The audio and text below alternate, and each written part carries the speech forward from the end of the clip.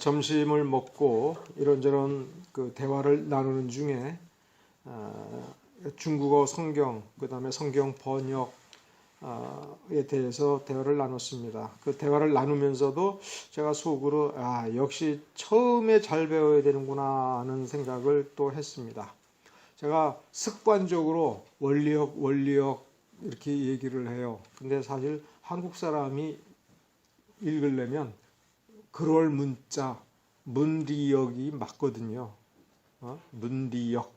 근데 이게 처음에 배울 때 글자를 우리 교수님들이 글자를 안 가르쳐주고 원리역 그런 거예요. 정확하게는 완리역 이런 식으로 해서 중국어 정통 발음도 아닌 중국어식 발음으로 이렇게 원리 이렇게 얘기해서 머릿속에 그 근원 원자의 원리인 줄을 알았거든요. 그러니까 나중에 보니까 그럴 문자인 거예요. 문리.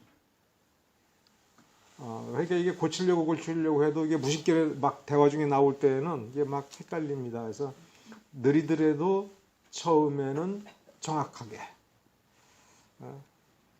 사실 그 문리라고 하는 것도 그 17세기에 중국에 들어온 선교사들 중에 중국어 번역을 하는 사람들이 굉장히 애를 많이 썼어요. 그래서 원래 중국어 성경을 가장 윗대로 올라가면 AD 7세기 경교가 들어와서 지금도 그때 들어온 경교가 중국에 있다고 하거든요. 마치 소수민족의 소수종교처럼 어느 지역에 그 경교 예배당이 있답니다. 그러나 이 경교가 지금 있다 하더라도 왜 지금 기독교냐라고 그러면 기독교라고 하는 종교, 성경 종교가 있는 것이 중요한 것이 아니라 하나님이 주시는 생명의 능력, 변혁의 능력. 그래서 서구 2000년 역사를 보면 그들의 문화가 그 고대로 올라갈수록 동양하고 크게 다를 바가 없었어요.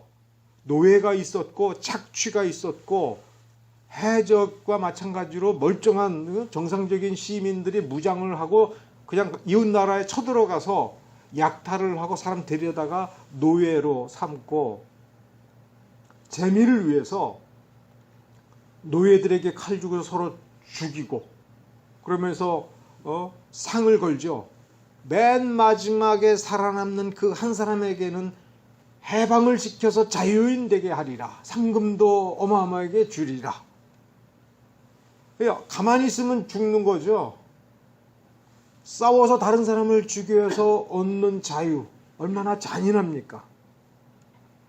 동양보다도 잔인했습니다만 스스로의 자각과 개혁을 통해서 민주주의라고 하는 가치를 지금도 세워놓고 바라보면서 그 어떤 가치를 이루려고 노력하는 그 힘, 원래 그 힘이 성경에서부터 나온 거거든요. 그 성경에서부터 나오는 변혁의 힘, 하나님만이 주실 수 있는 그 변혁의 힘을 날마다 공급받고 그 힘으로 살면서 이 세상에서 빛과 소금으로 사는 그 능력이 있다는 게 중요하고 그 능력이 사라진다는 것은 그건 죽은 기독교가 되는 것이고 소망이 없어지는 기독교가 되죠. 경교는 이미 700년, 그 AD 7세기에 중국까지 들어와서 한때 알려졌으나 그 사이에 중국의 역사를 보십시오. 7세기 이후에 수많은 전쟁과 수많은 가렴주구와 착취 속에서 그리고 세상이 변화되고 공산화되는 과정에서 무슨 역할을 했는가. 그건 우리에 대한 도전인 거예요. 우리가 믿는 이 믿음, 이 비슷한 믿음이 나중에도 이 역사가 계속되는 한 있다. 그들도 우리와 똑같은 기독교인이다라고 우리는 그렇게 만족해서는 안 되고 우리 안에 이 생명의 능력이 있고 능력이 나타나야 되고 우리가 전하는 전도, 우리가 물려준 교회는 그 양과 숫자가 문제가 아니라 이 생명의 능력이 있어서 사람들에게 참 생명을 가르쳐주고 참 삶을 살게 해주고 다른 사람에게 빛과 소금이 되어서 선한 삶이 무엇인가를 지속적으로 보여주고 가능케 하는 그런 참다운 종교가 여기 이 로고스 교회를 통해서 계속해서 이루어지고 만들어지는 그 역사가 본질적으로 교회에 중요한 것이지요. 그런 점에서 오래 가는, 세대가 가고 100년, 200년이 가도 되는 종교의 그 근본 기초는 믿음인데 어떤 믿음이냐라고 하는 것을 우리는 이 구약 성경에서 계속 찾아보고 있고 지금은 레위기를 보고 있습니다. 여호수아서 3장을 보고 있습니다. 3장의 그 맨 뒤를 보십시오. 17절에 여호와의 언약궤를 맨 제사장들은 요단 가운데, 여기 요단강 한 가운데에 마른 땅에 굳게 섰고 그 모든 백성이 요단을 건너기를 마칠 때까지 모든 이스라엘은 그 마른 땅으로 건너갔더라. 엄청난 기적이죠. 엄청난 기적이에요. 그러니까 여호수아 3장에서 우리가 주목해야 될 것은 이 기적이 어떻게 일어났느냐라고 하는 점입니다. 그리고 강이 아니라 이보다 더 큰 기적은 만 40년 전에 모세가 홍해 바다를 가르고 그 사이에 마른 땅으로 건너가게 한 기적과 무슨 차이가 있느냐. 그러니까 40년 전 그 이들의 윗세대가 본 그리고 경험한 기적과 지금 이 세대가 경험한 기적은 무슨 차이가 있느냐라고 하는 거예요. 어떻게 보면 그 차이는 단순합니다. 모세가 지팡이를 들어서 바다 위를 쫙 가리키니까 물이 쫙 갈라졌죠. 그러니까 사람들은 뭐라고 생각하기가 쉬워요? 모세가 지팡이를 들어서 바닷물을 갈라놓고 마른 땅이 드러나게 하여 백성을 건너게 했다. 이것이 모세의 기적이라고 한다면 이 요단강을 건너는 건 바다가 아니라 강이지만 지금 여호수아가 모세가 들었던 지팡이를 들고 쫙 가리키니까 그 지팡이 끝에서부터 마치 무슨 힘이 나오는 것처럼 지팡이가 가리키는 방향에서 이 물이 쫙 갈라져 가지고 와, 여호수아가 기적을 일으켰다. 이렇게 생각하게 만드는 기적이냐 이거예요. 그런 기적이 전혀 아닌 겁니다. 이 차이, 이 방법의 차이가 어디에서 이 차이가 가능하냐라고 할 때 모세 시절에는 사람들이 아무런 준비도 없다가 갑자기 모세가 나타나서 가자라고 하니까 간 것이고 가다 보니 바다에 가로막히고 뒤로는 이집트 군대가 쫓아온 거예요. 이게 하나님의 은혜입니다. 뭐가 은혜라고요? 이집트 군대가 이스라엘 백성들을 붙잡아서 후회하고서 붙잡아서 도로 노예로 만들어야겠다라고 생각해서 군대를 끌고 쫓아온 거, 이게 은혜인 겁니다. 왜? 쫓아오니까 도망가야 되잖아요. 광야에서 한 것을 놓고 보면 뒤에서 군대가 안 쫓아왔으면은 그 며칠 만에 홍해에도 못 가고 이 홍해 바다를 건너가지도 못했을 겁니다. 불평불만하고 이 얘기 저 얘기 하면서 왜 가야 되니 하면서 모세 붙들고서 아마 1년이 가도 2년이 가도 3년이 가도 못 갔을 겁니다. 근데 뒤에서 마치 쫓아올 것처럼 느껴지고 또 실제로 쫓아오니까 서둘러서 막 마음이 급해서 모세가 가자는 대로 가고 보니 바다가 나타나는 거예요. 만일에 군대가 쫓아왔으면 이게 어디로 가니? 이대로 가면 어디니? 바다 아니냐? 어떻게 하려고 하냐 하면 내내 투덜거렸을 겁니다. 막상 바다에 도착하고 군대는 쫓아오니까 아이고 죽었다 하면서 모세를 원망하지 않았습니까? 그러니까 모세가 하나님께 답을 구하고 홍해 바다를 갈라놓으니까 그걸로 지나간 겁니다. 자, 근데 여호수아 3장에 보니까 1절서부터 16절까지, 즉 기적이 일어날 때까지 매우 중요한 특징이 하나 있습니다. 여호수아가 뭐라고 얘기를 하더라도 아무도 아무 소리 안 해. 자, 처음에 시딤이라고 하는 곳에 장막을 치고 정찰도 하고 있다가 이제 요단강으로 앞에 가서 그 앞에 유숙을 하기를 2절에 보니까 만 3일을 그 안에 있었어요. 3일을. 그러니까 앞세대 같았으면은 도대체 지금 이 요단강이 무슨 상황이냐면 홍수가 난 거예요. 중간에 읽어보면 홍수가 나서 물이 막 찰랑찰랑 넘치고 있었던 겁니다. 아마 어디에서는 홍수가 나가지고 그 물이 넘쳤을 수도 있겠죠. 근데 강을 가서 3일을 그 요단강을 바라보고 있는 거예요. 저 위에서 큰 비가 나가지고 마치 홍수가 나는 것처럼. 그럼 홍수가 나면 그 물의 물소리가 굉장히 사납지 않습니까?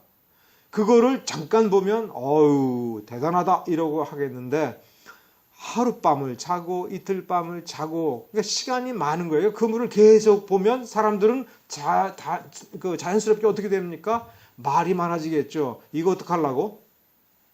왜 3일 동안 아무 소리 안 하는 거야? 여기 다리를 놓을 거야? 어떻게 할 거야? 사람들은 떠들기 십상입니다. 이 앞세대는 그런 식으로 나왔던 거예요.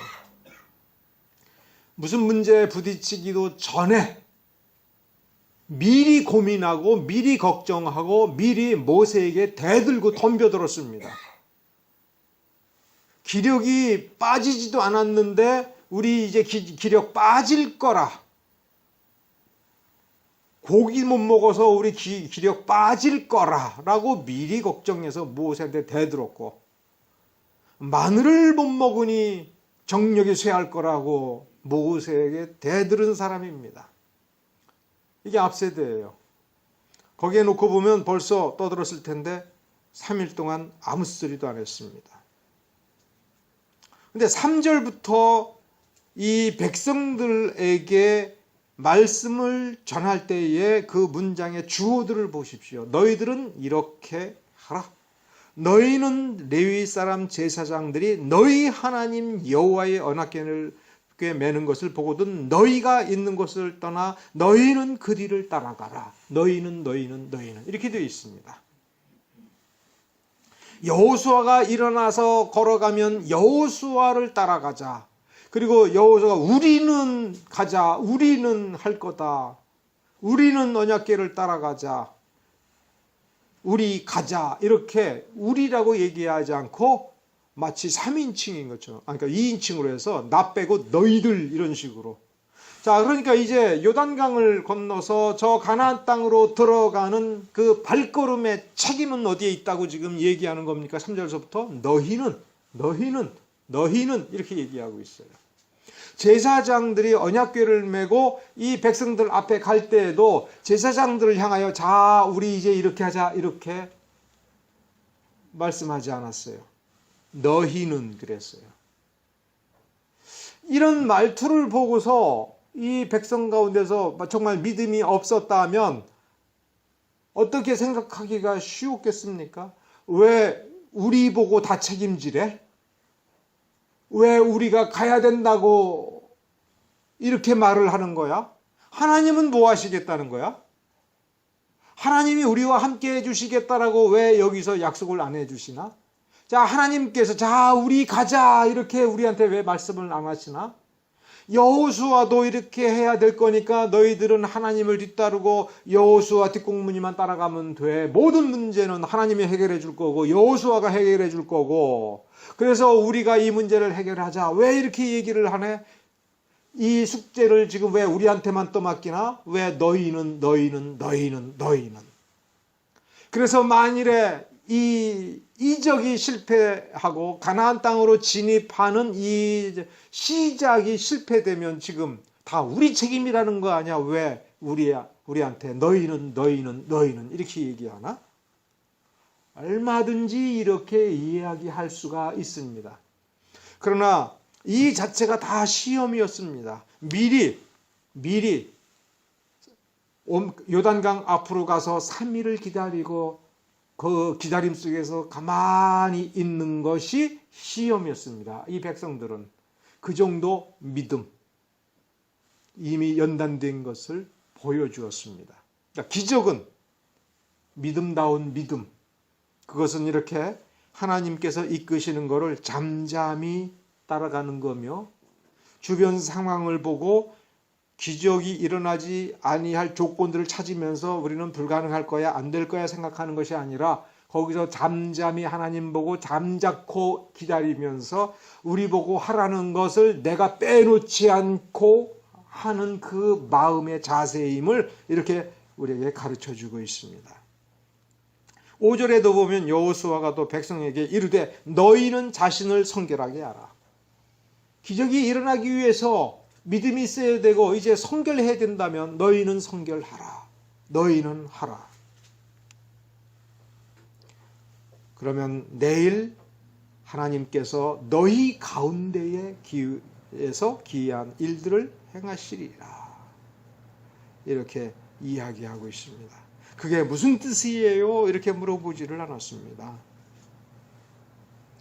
자, 이제 어떤 명령인가, 실제 구체적으로 뭘 해야 될 것인가, 그 뒤에 보면 실제로 14절에 보면 백성이 요단을 건너려고 자기들의 장막을 떠날 때에 언약궤를 메고 백성들 앞에 나아갔습니다. 자, 가라고 하니까 제사장들이 언약궤를 메고 백성들 앞에 나아가고 지금 각 지파별로 모여있는 백성들은 일단 기다린 겁니다. 왜냐하면 2000규빗을 거리를 두라고 그랬으니까 언약궤가 먼저 백성들 앞에서 2000규빗 약 900에서 1km 정도를 먼저 1km 정도를 먼저 이렇게 나아갈 때까지 백성들은 아무도 안 나가고 기다리고 있다가 한 1km쯤 나간 것을 보면 제일 먼저 나가야 될 지파가 그 뒤에 천천히 그 거리대로, 그러니까 무엇에 주의를 해야 되는 거예요? 그 거리가 너무 가까워지지 않도록 언약궤를 맨 제사장들이 걸음을 떼어 나아가는 속도를 보면서 천천히 가야죠. 이 제사장들은 언약궤를 여러 명이서 메고 있으니까 빨리 가지는 못하고 천천히 조심스럽게 가야 되지 않습니까? 이 백성들은 지금 뭐 하러 가는 거냐면 요단강을 건너서 저 앞에 여리고성에 전쟁하러 가는데 지금 어떻게 가요? 천천히 가는 거예요. 천천히. 그러면 저 뒤에 있는 사람들은 앞에서 나아가는 모습을 보니까 천천히 가는데 지금 몇십만 명이 가야 되는 거예요. 그렇죠? 그러면 뒤에서 와야 될 사람들은 아니 언제 가는 거야? 왜 빨리 안 가는 거야? 뭐 하는 거야 지금? 그런 말 하겠습니까? 안 하겠습니까? 그런 말 얼마든지 자연스럽게 나오는데, 자, 지금 이 분위기에서 뭐냐면 입 다물고 있으라. 라는 분위기예요. 입 다물고 있으라 라고 하는 명령을 하지 않았으나, 그렇게 권고하고 다짐하지 않았으나 이 백성들은 어떤 자세예요? 경건하게. 왜? 하나님께서 이끄시는 거고, 하나님께서 이끌어서 하나님께서 이제 우리들 중에서 내일 오늘 기적을 행하실 것이라고 하였으니 우리는 하나님께서 어떻게 하시나 지켜보자. 그러니까 어떻게 하나님께서 지금 무엇인가를 하려고 하니 주목하고 지켜보고 하나님께서 임재하실 테니 우리는 신실한 마음가짐을 잃어버리지 말아야지라고 하는 생각과 정서가 이 자연스럽게 이 이스라엘 백성 전체에 이렇게 하나가 되어 있는 모습인 거예요. 말을 하지 않아도 내가 어떻게 해야 될지를 알고, 말을 하지 않아도 믿음을 쫙 끌어올려 가지고 거룩함을 유지하면서 정말 경건하게 언약궤를 바라보는 이 자세가 되어 있는 겁니다. 그러니까 여호수아서를 정복전쟁이라고만 생각을 해보고 또 칼을 뽑아들고 정복전쟁을 수행해서 저 이교도들을 쳐 무찔러 죽인다라고 생각한다면 마치 전쟁을 앞둔 군대처럼 전투적으로 무장을 하고 정렬을 하고 구호를 외치고 사기를 진작시키고 이제 전쟁터에 뛰어들 때에 마치 소리를 지르면서 용맹하게 병사들이 적진을 향하여 돌격하는 그 찰나의 어떤 마음가짐을 가지고 북소리 둥둥 울리면서 흥분해하고 누군가를 죽일 준비를 하는 그런 분위기의 전쟁 준비가 아닌 겁니다. 하나님께서 임하시어서 그 언약궤가 나아가는 것, 거기에는 실제로 영적인 하나님의 모습이 하나도 안 보일 겁니다. 그냥 언약궤를 맨 제사장들이 나아가는 그것만 바라보는데 그것을 정말 하나님을 보듯이 신중하게 바라보는 그 마음가짐입니다. 언약궤를 맨 제사장들의 자세도 우리는 다시 생각을 해봐야 됩니다. 지금 앞에는 요단강인데 요단강을 향하여 걸어가라는 거예요. 홍수가 날 정도로 지금 위에서 폭우가 쏟아져 가지고 물이 거칠게 흘러가는 요단강을 향하여 걸어가고 있어요. 그리고 요단강 저 건너편에는 강력한 여리고 족속이, 여리고 성이 딱 버티고 있고 거기에 군대가 우리가 올 것을 다 알고 준비하고 있습니다. 그런데 이 백성들하고 이 언약궤 사이는 1000m, 1km 정도의 거리를 두고 있으라는 거예요. 적병이 미리 건너와서 숨어 있다가 우리를 쳐들어오면 어떡하지? 그러면서 걱정할 수 있어요. 1km면 숨어있던 적군이 몇 명이 달려들으면 칼도 없는, 아무것도 없는 언약궤만 들고 있는 이 제사장들이 어떻게 적병을 막을 거겠습니까? 죽임당하는 걸 어떻게 막을 수 있겠습니까? 그러면서 이렇게 생각할 수 있어요. 왜 아무도 우리를 안 지키지?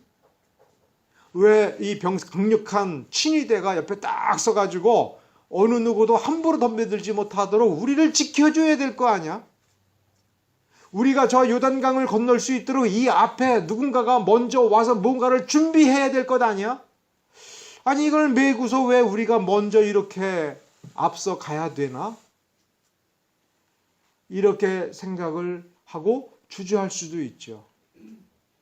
어느 한 사람만이라도 그렇게 생각해서 주저하면 이 언약궤는 앞으로 가겠습니까? 안 가겠습니까?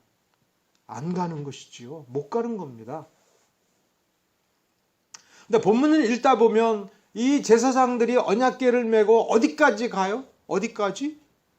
요단강 앞에 선가 아니고 요단강의 그 위에서 폭우가 내려가지고 거친 물살이 막 요란한 소리를 내면서 마치 홍수가 나듯이 물이 휩쓸려 내려가고 있는데 거기에 발을 그 물에 담궈서 들어갈 때까지. 근데 이게 발만 딱 담그고 서 있는 것, 곳까지가 딱 들어서 서 있어라가 아니라 그냥 가다가 보니까 맨 먼저 이 거친 물살에 발을 담근 제사장, 맨 앞에 있는 제사장들이 겁이 나겠어요, 안 나겠어요?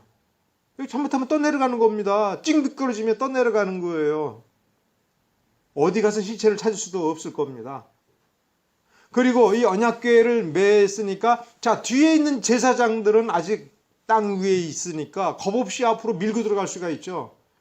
그러면 앞에 있는 사람들은 아유 밀지 마 이런 소리가 나올 수도 있는 겁니다. 나 쓰러져. 여기 지금 이 물을 봐. 이럴 수 있는 겁니다. 그래서 맨 뒤에 오는 사람은 발목밖에 안 차더라도 그 앞에 있는 사람은 정갱이가 지금 무릎 있는 데까지 거친 물살이 지나가고 바닥이 무너질 것 같고 돌에 걸려 쓰러질 것 같고, 그러니까 멈칫거리거나 옆에서 그 뒤에 있는 사람한테 뭐라고 하거나 할 수 있어요. 이 언약궤가 쓰러져서 홍수물에 떠내려가면 어떡하지? 걱정할 수 있어요. 누군가가 잘난 척하면서 가만히 있어봐, 내가 구령 맞출 테니까 내가 시키는 대로 해, 한 발 뭐 이렇게 누군가가 입을 열 수도 있습니다. 그러나 본문을 읽어보면 아무도 멈칫거리지 않았고 아무도 아무 소리 안 하고 그냥 갔습니다. 얼마나 사람들이 지금 단순해져 있는지 한번 생각해 보십시오. 이것저것 따지지 않고 이것저것 생각은 간밤에 많이 했겠죠. 그러나 이 언약궤를 붙들고 오늘 하나님께서 이끌어 주시는 그 길을 갈 때에 아무 생각 없이 오직 하나님만 생각하고, 여기가 지금 홍수가 났는지 어떻는지 그조차도 생각하지 아니하고, 이 물살은 우리를 순식간에 휩쓸어서 저 하루로 내동댕이 쳐서 시체조차 건지지 못하게 하고 이 언약궤도 휩쓸어 버릴 수 있을 정도로 강력한 물살로 지금 떠내려가고 있고 흘러가고 있고 하는 이 상황조차도 생각하지 않고 발을 내디고 걸어간 거예요. 그러니까 이들에게 있어서 가장 강력하게 지금 한 가지 뭐가 있느냐, 그리고 가장 강력하게 시험받고 있는 것이 뭐냐라고 할 때 그 단순하게 자기 마음을 이 말씀대로 하나님께서 이끌어 주시는 대로 그 이끄심으로 하나님에 대한 확신으로 그 믿음을 든든히 붙잡고 발을 내딛고 걸어가는 것입니다.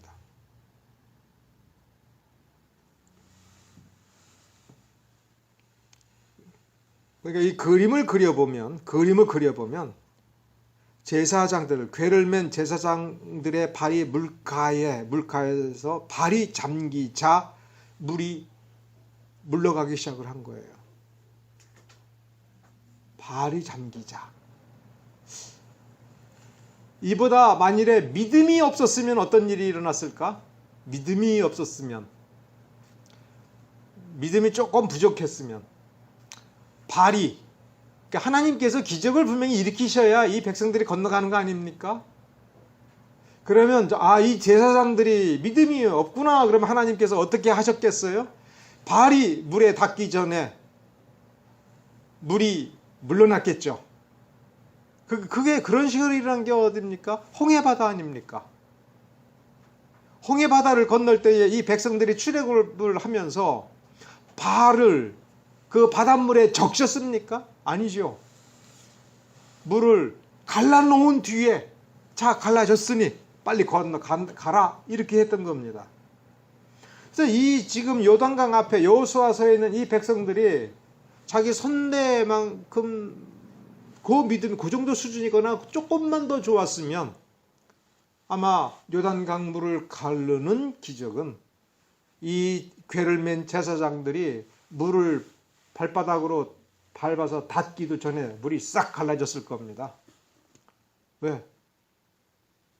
안 그러면 믿음이 흔들려 가지고 쓰러질 수도 있으니까. 근데 이들은 그보다는 믿음이 정말 좋았던 거예요.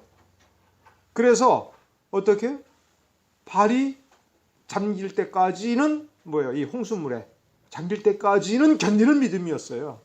그럼 우리 또 한 번 더 생각을 해봅시다. 이 여호수아 3장의 이 제사장들, 이 백성들보다도 더 믿음이 이때 당시보다 훨씬 더 믿음이 좋았으면 물이 언제 갈라졌을까? 아마 허리쯤 들어갔을 때. 홍수가 나서 엄청나게 물살이 급한데 허리까지 잠긴다면 얼마나 이게 배짱이 두둑해야 될 것 같아요? 그 배짱이 믿음에서 나오는 배짱이어야 된다면 그 믿음은 얼마나 커야 될 것 같아요? 허리까지 잠기면 까딱 잘못하면 그 물살에 휩쓸리기가 얼마나 쉽습니까? 근데 거기 들어가라고 하니까 거기까지 들어가도 겁이 안 나는 정도. 그 정도 믿음이었으면 정말 그때까지 가서 그때 가서야 물이 갈라졌을 겁니다. 그럼 정말 이 제사장들이 여호수아만큼 믿음이 좋았으면 아마 가슴이나 목에까지 이 홍수물에 거기까지 들어가서 좀 농담 비슷하게 이렇게 그려본다면 아마 그랬을 거다. 틀림없이 그럴 거다. 왜? 하나님은 우리가 감당할 수 있을 만큼 시험을 주시는 분이죠. 그죠? 감당할 시험 아니면 안 준다는 말이 감당할 수 있을 만큼 우리에게 힘든 십자가를 주시는 분이에요. 왜? 거기가 우리 한계라면 그 믿음을 그 시련을 받아들이면 그것 이상의 믿음으로 우리를 키워주시니까. 나는 믿음이 너무 연약해서 이 시험을 감당하기가 어려운, 그래서 내가 굉장히 힘들어하고 할 때에 아무리 기도해봐도 내가 이거 해야만 해. 나는 지금까지 이 정도 시험은 감당하지를 못했고, 그래서 지금 난 자신이 없고 지금은 피하고 싶은데 그걸 꼭 하라고 하셔서 하나님이 고집부리고 기다리시면, 그래서 내가 해야 된다면 믿음을 더 키워주신다는 얘기죠. 그런 것처럼 우리가 이만큼 큰 믿음이 있으면 그것으로는 넉넉하게 새끼손가락 하나라도 탁 튕길 수 있는 그 정도 작은 시험은 안 주시죠. 특별한 이유가 있으면 주시겠지만 내 있는 힘껏 다하고 내 믿음을 바닥까지 긁어내서도 내가 자신이 없는 시험을 주실 때 우리의 믿음을 그만큼 더 크게 하시고 우리를 더 강력하고 힘있게 만들어 주시려고 하고, 그래서 그 믿음을 통해서 그 믿음이 강력하고 클수록 나와 나의 가족, 나의 친지, 나의 자식 대, 그것을 넘어서서 손주 대에 이르기까지 그 믿음의 덕을 보게 하시려고 그런 거죠. 다윗을 보세요. 다윗이 받은 시험이 얼마나 큽니까? 다윗이 겪은 고난의 길이 얼마나 지독했습니까? 그러나 다윗이 그 시험을 정말 감당할 수 없을 것 같은 그 시험을 끝까지 통곡하고 하면서도 끝끝내 하나님을 의지하여 감당했을 때 그의 아들이 영광의 시대를 살았고 그의 아들이 하나님의 심판을 받아서 당장 죽을 수밖에 없을 정도로 죄를 지었을 때라도 그 솔로몬에게 하시는 말씀이 네 아버지를 봐서 내가 너 죽을 때까지는 은혜 베풀겠다. 실제로 솔로몬의 때까지, 그 아들 때까지가 아니라 유다 왕국이 끝날 때까지, 유다 왕국이 끝나도 그 다윗의 혈통에서 메시아가 오셨다는 거예요. 그것은 그러면서 그것이 항상 누구의 공이라고 성경은 얘기하고 있어요? 다윗의 공이다. 다윗이 그런 믿음을 가진 것은 그 10대 위 선조 때부터의 믿음의 공이지만 다윗도 그만한 상을 받을 정도로 그 믿음의 공력을 다했다. 믿음이 그렇게 커지는 것이 정말 좋은 겁니다. 그래서 하나님께서는 지금의 나보다도 더 큰 믿음을 주시기 위하여 나의 믿음의 한계까지, 내 인내력의 한계까지 나를 끌고 가서 내가 감당할 수 없는 시험을 주시는 거죠. 그런 어떤 원리를 이 여호수아서 3장에서 우리가 찾아볼 수가 있습니다.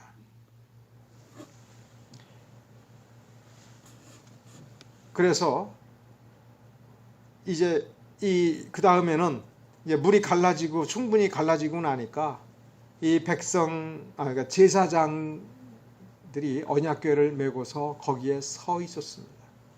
서 있었고 이제 모든 백성들이 그 언약궤 옆으로 지나서 건너편 마른 땅으로 건너갔습니다.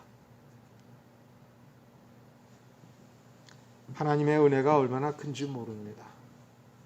요단강 물이 갈라지기 전에는 언약궤를 맨 제사장들이 먼저 그 거친 물살에 발을 디뎠습니다. 물이 갈라져서 편안해지니까 이제 모든 백성들이 언약궤를 지나서 건너가게 했고 이제 맨 마지막 뒤에 제사장들이 뒤따라갔습니다. 이것은 하나님께서 행하시는 원리를 보여주는 겁니다. 이제 이 백성들은 이 요단강 딱 건너가면 그때부터는 이 백성들이 무엇을 경험해야 됩니까? 전쟁을 실제로 경험해 봐야 됩니다. 이제 칼을 뽑아들고 전쟁터에서 하나님께서 자기를 도와주실 때에 이 원수들의 그 포위망, 원수들의 공격, 원수들의 칼날 아래에서 하나님께서 우리를 어떤 식으로 지켜줘야 될 것인지 눈으로 보고 피부로 겪어볼 필요가 있기에 하나님께서는 이렇게 경험하게 하였습니다. 위험한 곳, 실제 위험한 것은 누가 먼저 간다고요? 언약궤가 먼저 가요. 하나님께서 먼저 가시는 겁니다. 가장 위험한 그 위험을 발로 밟아서 그 위험을 물리치는 것은 하나님께서 하시는 겁니다. 이 그림이 그렇잖아요. 그리고 그 위험을 다 지나갈 때까지 그 하나님의 언약궤, 하나님께서 그 자리에서 움직이지 않고 그 위험을 막으시지요. 모든 백성이 다 건널 때까지. 그리고 모든 백성들이 다 건너간 뒤에 맨 마지막에 언약궤가 가서 어디에 뒤를 지켜 주시는 겁니다. 우리가 인생의 가장 어려운 국면, 위험한 국면이 닥치면 사실 누가 먼저 가서 그 위험을 발로 밟습니까? 하나님께서 발로 밟고 계신다. 너 이거 기억해라. 이렇게 말로 설명하면서 기억해라가 아니라 요단강을 모든 백성이 어린 아이조차도 건너가면서 와, 강물이 갈라졌다.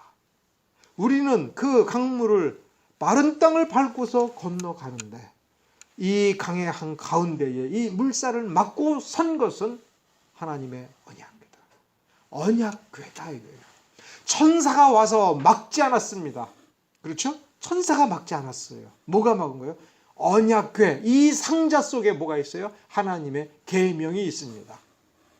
하나님의 계명, 하나님의 말씀은 이런 위력이 있다 이거예요. 칼날의 위력이 있는 게 아닙니다. 천사의 신통한 능력의 거기에 위력이 있는 게 아닙니다. 예언자의 예언과 주술과 어떤 신묘한 방책이 능력을 발휘하는 게 아닙니다. 말씀이 거기에 있으므로 위험은 물러가는 겁니다. 말씀이 우리 가슴 속에 있으므로, 말씀이 믿음으로 말미암아 내 안에서 그 말씀이 살아있다면, 하나님의 살아있는 그 말씀을 통해서 하나님이 거기에서 영광을 받으시면 위험은 우리에게서 물러나는 것입니다. 하나님의 권세가 여기에 있는 것입니다. 자연의 법칙조차도, 온 우주의 당연한 그 힘조차도 감히 언약궤를 침범하지 못합니다.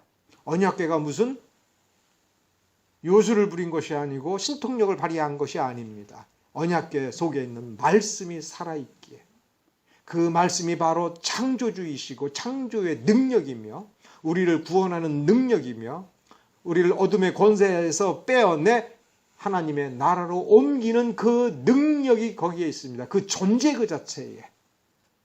여러분이 하나님의 말씀을 가슴으로 받아들이고 그 가슴 속에 있는 말씀을 믿음으로 말미암아 그 말씀이 살아있다면, 우리는 하나님의 말씀을 쥐고 있는 사람이 아니라 말씀 그 자체가 함께하는, 그러니까 오늘날 우리의 모습이 어디냐라고 할 때에 이 언약궤 때문에 이 요단강을 마른 땅으로 해서 건너간 이스라엘 군대가 우리의 모습이 아닙니다. 하나님께서 원하시는 것은 그 모습이 아니라 그 언약궤를 짊어지고 서 있는 그 제사장, 그것이 지금 우리의 모습이라는 겁니다. 우리는 하나님의 거룩한 제사장들입니다. 모든 신자는 제사장인 것입니다. 그러므로 우리의 사지, 육신, 우리의 생각이 바로 나를 구성하는, 나의 존재를 구성하는 나의 모든 부분들이 하나님의 완전히 하나가 되어서 전폭적으로 전념해서 주의 말씀을 붙들고 주의 말씀 그대로 순종. 그러니까 제사장들은 언약궤를 단지 메고 있는 것이 아니라 가르쳐 준 대로 하나님께서 지시한 그대로 순종하여 요단강 물을, 그 홍수가 나듯이 그 거친 그 물을 가서 대범하게 밟은 것이고 그 강에 들어선 것입니다. 그 자체가 순종인 것입니다. 그리고 그 강 한가운데 서 있었습니다. 그것이 순종입니다. 그러니까 여기에 이 단순하게 순종하여 그러한 모습을 보이고 그 삶을 살아가는 그 단순함, 담백함, 그것이 우리의 믿음이어야 된다는 것입니다. 그러면 뭘 경험해요? 기적을 경험하는 겁니다. 기적의 능력이 우리 안에 있는 것입니다. 우리의 살아있는 믿음은 이렇게 여호수아 3장에서부터 현실적으로 시작하는 것입니다. 이것이 흔히 얘기하는 가나안 땅 정복 전쟁, 기간으로 얘기하면 약 13년에서 16년 그 사이, 대략 그렇게 추측하는 그 역사의 시작입니다. 이 시작이 있기에 가나안 땅에 그곳에 정착하고 그곳에서 나라를 세울 수가 있었던 것입니다. 이런 시작이 있었기에 그들은 가나안 땅에서 이곳이 하나님의 나라라고 생각하고 하나님의 약속이 이루어졌고 앞으로도 이루어질 것이다라고 하는 그 믿음을 가지고 살 수 있었던 것입니다. 우리의 인생에 있어서 그리고 우리의 교회에 있어서는 이 여호수아 3장을 이렇게 건너는 그런 순간이 있어야 됩니다. 그저 막연하게 반복적으로 무신경하게 주여 믿습니다가 아니라 이런 경험으로 내 앞에 있는 그 어떤 죽음의 권세를 향하여 내가 깨트리는 게 아니죠. 사실은 주님께서 가라 하시니 거기에 가는 것입니다. 아직까지 내 삶을 지배하고 있는 옛 속성이 남아있으면 그냥 담백하게 단순하게 명쾌하게 드디어 때가 됐구나 하면서 그 못된 습성을 향하여 내가 팔을 내디디고 도전하는 것입니다. 그것이 홍수처럼 나를 휘감고 몰아붙여서 저 죽음으로 처박아 놓을 것처럼 그 힘이 강력하고 내가 감당할 수 없을 것처럼 보이지만 그렇다 하더라도 주님께서 말씀을 주시고 이제는 이 문제 한번 부딪혀 보자. 예, 가겠습니다 하면서 정말 가는, 말을 앞세우는 것이 아니라 발을 디디어서 그곳으로 나아가는, 그래서 참된 의미로 내가 예수를 나의 구세주로 믿습니다. 그러니까 갑니다 하고 가고 예수의 그 권세를 믿습니다 하고 내 몸으로 내 발걸음으로 내 삶으로 그 믿음을 보여주는 여호수아 3장. 그래서 정말 내가 발을 디뎌 보니 이 권세가 이렇게 물러나는구나. 그렇게 고집스럽게 나를 얽어맸던 그 무엇으로도 끊을 수 없는 그 악한 습성이, 악한 버릇이, 악한 나쁜 면모가 이렇게 스스로 무너지고 스스로 물러가는구나 라고 하는 것을 경험하는 순간이 있어야 됩니다. 이것이구나 라고 하는 것, 정말 그 힘이 내게 있구나, 하나님의 능력이 내 안에서부터 이렇게 나를 통해서 그리고 나의 믿음을 통해서 나의 말을 통해서 내 주변에 이렇게 역사하는구나. 감히 이 악한 권세는 나를 어떻게 하지 못하는구나. 왜? 내 안에 주의 말씀이 살아있어서 내가 주의 말씀대로 하니 이렇게 되는구나라고 하는 경험이 있고, 그리고 로고스 교회가 전도를 한다는 의미는 다른 교회하고는 다르게 더 탁월하게 처음 신앙생활을 하는 사람에게 이 비밀을 가르쳐주고 이 비밀의 그 능력을 아주 평범하게 경험하면서 변화된 삶을 살고, 그래서 다른 사람에게 빛이 되고 소금이 되며 하나님 나라의 권세를 드러내며 하나님을 영화롭게 하는 그것을 아예 처음부터 정확하게 배우는 교회가 된다고 하는 점에 가장 의미가 있습니다. 이미 그런 역사가 시작이 됐을 줄로 믿습니다. 기도하겠습니다.